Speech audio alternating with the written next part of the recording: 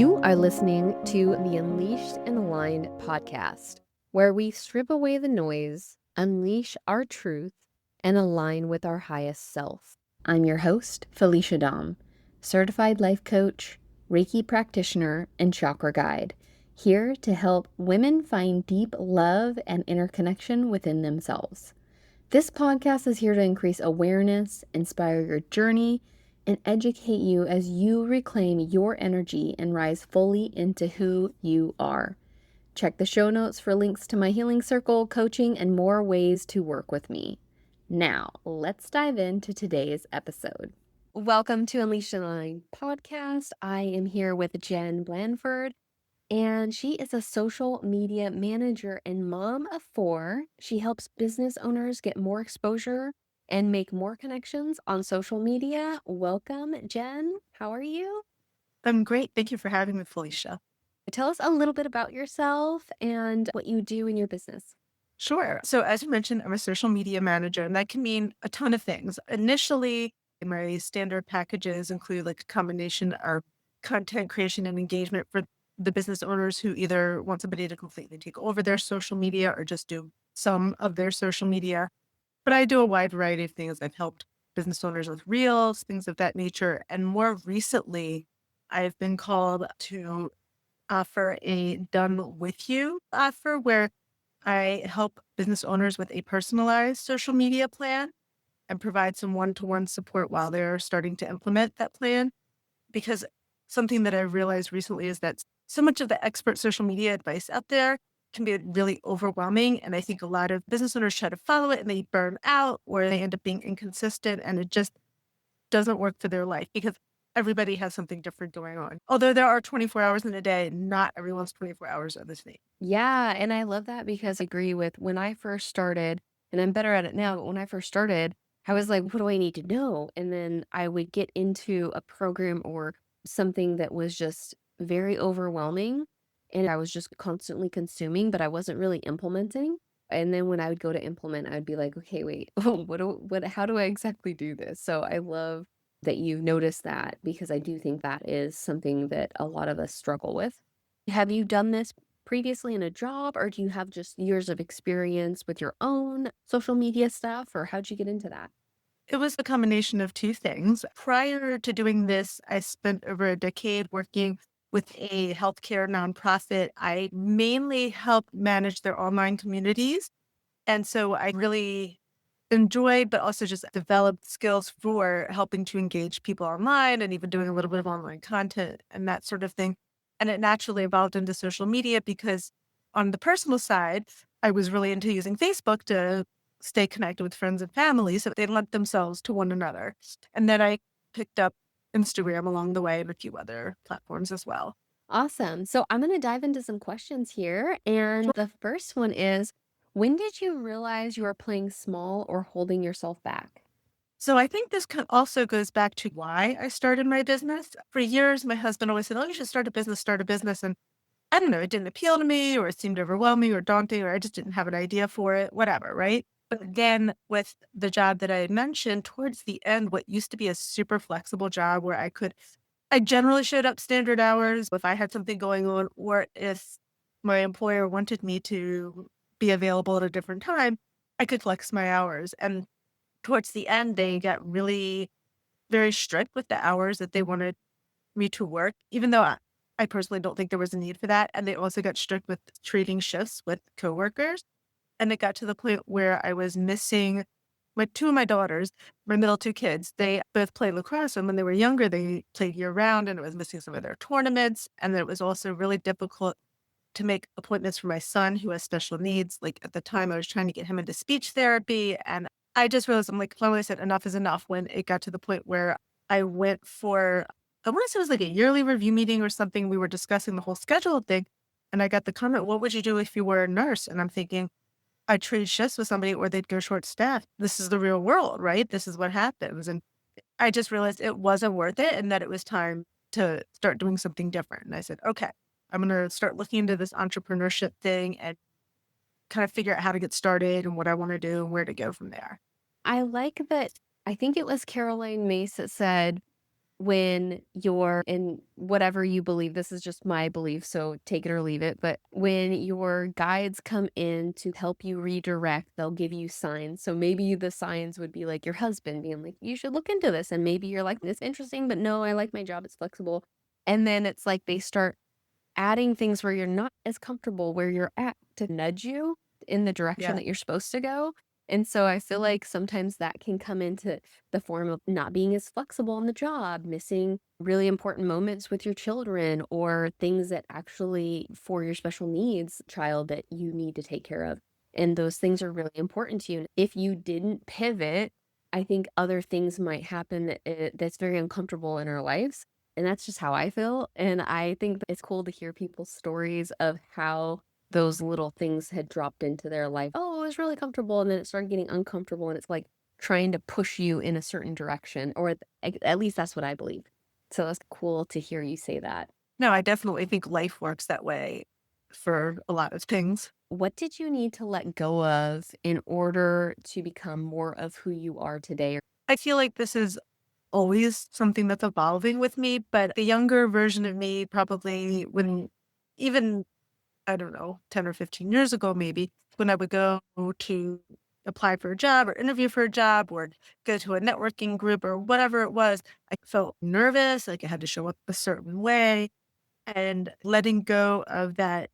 I would call it perfectionism because I've never considered myself a perfectionist, but letting go of that feeling that things needed to go a certain way, letting go of control. And then I think as I evolved with starting my own business, I think realizing that experts have a lot of really good information to offer, but you need to take that with a grain of salt and make it work for you. So letting go of that, oh, this is exactly how to do X, Y, Z. No, there's so many different paths to do Like whatever it is. that black and white thinking. I can Mhm. relate to that. What advice would you give to somebody that is maybe in that stage of feeling really comfortable in their life, but maybe having a tinge of, should I do this? Or I feel there's always that, like in our life where we're very comfortable. We have maybe the flexible schedule, we have everything that's good, but we know that we could do more. And maybe this isn't how you feel or felt, but it sounds like maybe your husband felt like that of you. Oh, you're so much better than this, or you're so much great. You can do so much more. And I feel like that there is some of that inside of us, even when we're working for a company and we have the pay and the schedule and all the things, but there's still something inside of you that's, I could be either contributing more or I'm not using my full potential. What kind of advice would you give to somebody on that kind of journey where they're comfortable and they would have to be uncomfortable in order to do the thing, but there's something sparking inside of them that maybe is like nudging them towards that? I feel like my answer is going to be multifaceted to this. So, like with me starting my own business, initially when my husband was suggesting that, I just had a couple of smaller part time jobs, but I was home taking care of the kids. And I was like, I don't have time for this. So, my advice from that perspective is to make sure you're not being pushed or pressured from somebody Mm, else. Sure, people can encourage and spark the idea in you, but don't do it just for that reason. yeah. And then I think the other thing is if you're interested, but like I know some people just dive in head first, but I tend to not be that kind of person. I like to do some research first. I think we were talking about this earlier. Like I just dip your toes into it, do some reading, join the Facebook group, do some reading. You don't even have to be that active in it. Just see what's out there and really absorb and think about it and take it a little bit at a time. If you are in that kind of in between place where you're somewhat happy where you are, but you're being called to do something else. I think it's good to kind of dip your toes in because maybe you'll find it isn't for you, or maybe you will gradually become more comfortable and all of a sudden be like, okay, now I'm ready to jump in and do this. Yes. Oh my gosh. I love that you pointed out don't do it for somebody else because I think that is very important and I love that you covered that. And then that research portion, I think that's great even if you start going to like networking events, going to those entrepreneur events and speaking with people or finding people in that like niche that you are looking into, surrounding yourself with people that are doing that and seeing if you're vibing with it or not. I think that's really awesome. And then those baby steps, like you don't have to, unless you're somebody that likes to dive in, but you don't have to do that if you're still uncomfortable and you're trying to feel your way through it and make a decision. But Basically allowing yourself the time, however long it takes, to move through it, and that's okay too. Because I've been in a space where I felt I need to be at XYZ at this time, and I think that actually makes it worse for your progress than when you just, like, allow things to flow and give yourself that space to learn when you need to learn and navigate when you need to navigate, and you're exactly where you need to be right now for your highest growth, and that's okay. I really There. agree with that. People are like goals and days you want to hit the goals by. And I think just having a larger concept of that in your mind is, at least for some people, obviously people all operate differently, but people, sure, you have a exact kind of timeline, but I think just having the larger concept, working on it, knowing that between setbacks, like let's say we're talking about starting a business, between setbacks with the business or in life that make it more difficult to work on the business, it's important to just feel out where you are and decide what is the best course of action at that time. Yeah, I love that. So when you're feeling a little like disconnected or maybe off, what do you do to realign that energy or to get out of lower vibration or stuck feeling energy? So I've noticed when I feel stuck or I'm having more like where I'm feeling more anxious about stuff or agitated or just, yes, that kind of lower vibration is a good way to put it. Or just like to me, I'm like just kind of like icky or weird Yeah. or just that off place. When I feel that, usually I found, and this is really more of a new, in the last couple of years, discovery, or not discovery, but a new realization for me. When I feel that way, two things I need to do. One, I'm probably not taking enough time for myself. Like I'm pushing myself too much to do too many things. For example, right now with my son being in school, I try once he gets on the bus and I walk the dogs, I take half hour to an hour for myself just to do whatever. I don't dive right into work. And I try to do the same about a half hour to an hour before he comes home. Sometimes my schedule is such, or I'm just driven, or my to-do list is such that I don't do that. But I find too many days of not doing that, I'm irritated. So it's Mhm. taking time for myself, making sure I get that time in. And the second thing that I also find helpful that I did for a while a couple years ago, and I'm just getting back into it this year, is gratitude journaling. I feel like that kind of recenters me and focuses, like when you focus on the good, Yeah. there's more abundance to be had, right?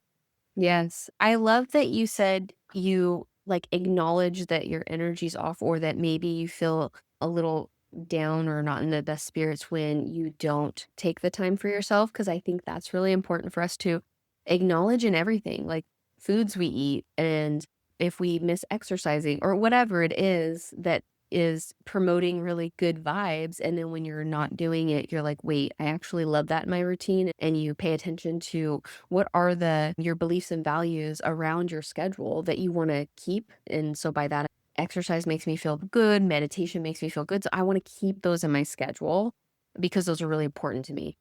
And yeah, I think that's really awesome that you acknowledge that and you're like, okay, I need to keep this in my schedule, whether it's every day or every other day, it needs to be in there multiple times, not just like once a week or something. Or maybe if that's what works for you, if you still feel good at the end of the day. We actually have a gratitude jar and we have a pen and notes in it. And so you can just take out a note and write a couple things and put it in there. But I used to do a journal and I think that's amazing. And I still sometimes when I'm in a funk, I'll go and I'll write a bunch of things. And what I've noticed is that I don't always have the time to sit down and write a bunch of things, but I love to do it when I'm walking. So when I'm walking, I don't take my phone and I have a little puppy, so I like to walk him. And so when I'm walking, I just, for one, I just love to be in the moment. So I'm like feeling the breeze on my skin, like the sun on my face, and sometimes closing my eyes depending on like where I'm walking and making sure I don't fall.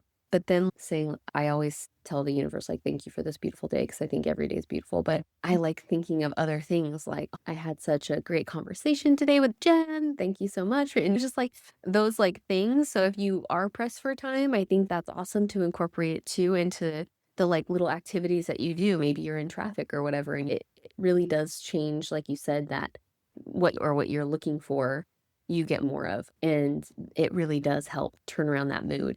It does definitely. And I think for me, I try to do that the same every day because I don't necessarily journal every day, but I try to take note of the present moment, regardless of how it is, the good, the bad, the ugly, all of it. Mhm. I think very purposefully noting the good things that does help turn that low vibration state or the moodiness or whatever around just enough. Yeah. Yeah. I love that you incorporate that. So, my last question is, what does being unleashed and aligned mean to you personally? So I'm going to interpret unleashed my way because I don't Yeah. necessarily know that I would use that word per se to describe me, but I think the unleashed part, I think, is just not going with the norm of how things should be done in life, in business, relationships, whatever. Just breaking from the mold a little bit or breaking from the standard expectation. So that's what I would say the unleashed part means. Aligned, I think, trying to make sure that my actions or my thoughts, like what my plans, what I'm doing, goes along with things that are important to me. Starting my own business was because I wanted to be there for my family. I didn't want to be a workaholic and be exhausted. Doing my business my way because, again, having to do with that same thing, I didn't want to burn out. I know how that goes. And so just align, basically just doing things my way. So it does go along with Unleashed to an extent.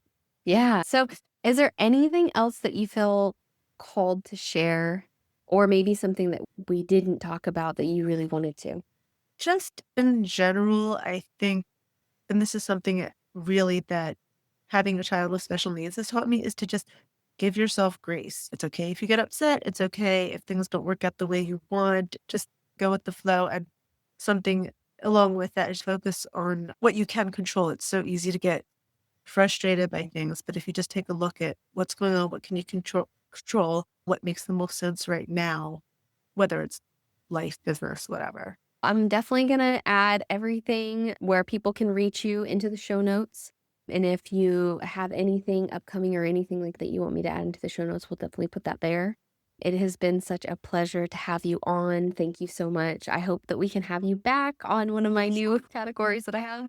And yeah, enjoy the time. I'm sure that there's a little bit of joy when the kids are in school and you have those couple minutes to yourself in the morning and before picking them up. So enjoy that as well. Right. Thank you, Felicia. Thank you.